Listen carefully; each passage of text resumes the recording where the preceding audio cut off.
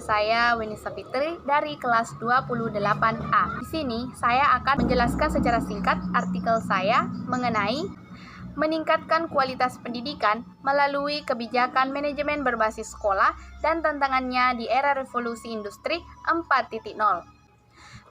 Manajemen berbasis sekolah untuk meningkatkan kualitas pendidikan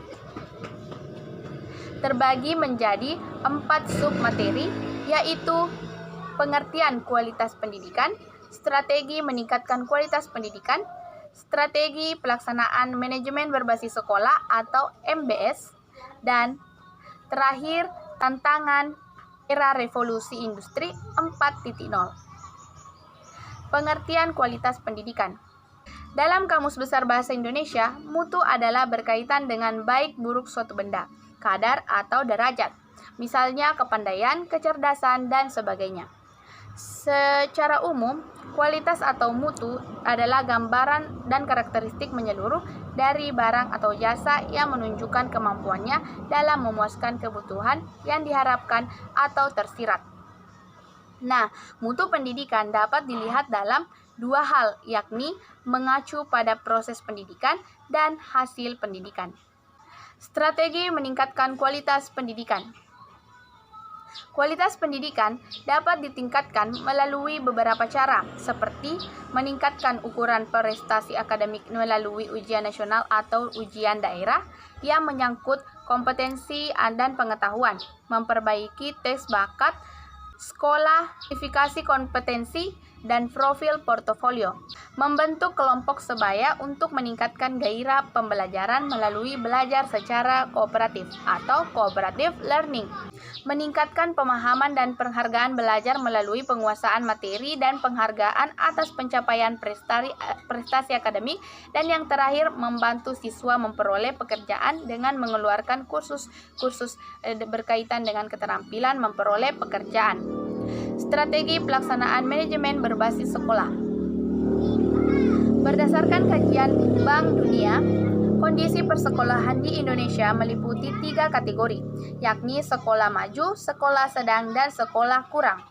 Dan dari kategori ini terdapat minimal 3 tingkatan model manajemen berbasis sekolah, yaitu sekolah yang dapat melakukan MBS secara penuh, sekolah dengan MBS tingkat menengah atau sedang, dan sekolah dengan MBS secara minimal. Dari kondisi seperti ini, pelaksanaan MBS di setiap sekolah tentunya tidak sama, karena ini menyangkut sumber daya yang tersedia. Dari segi lokasi, kondisi sekolah juga menunjukkan tingkat variasi yang berbeda, yakni sekolah yang terletak di perkotaan dan sekolah yang terletak di daerah terpencil. Jadi, strategi untuk melaksanakan MBS tidak dapat diberlakukan sama karena lingkungan internal dan eksternal sekolah yang berbeda untuk setiap sekolah.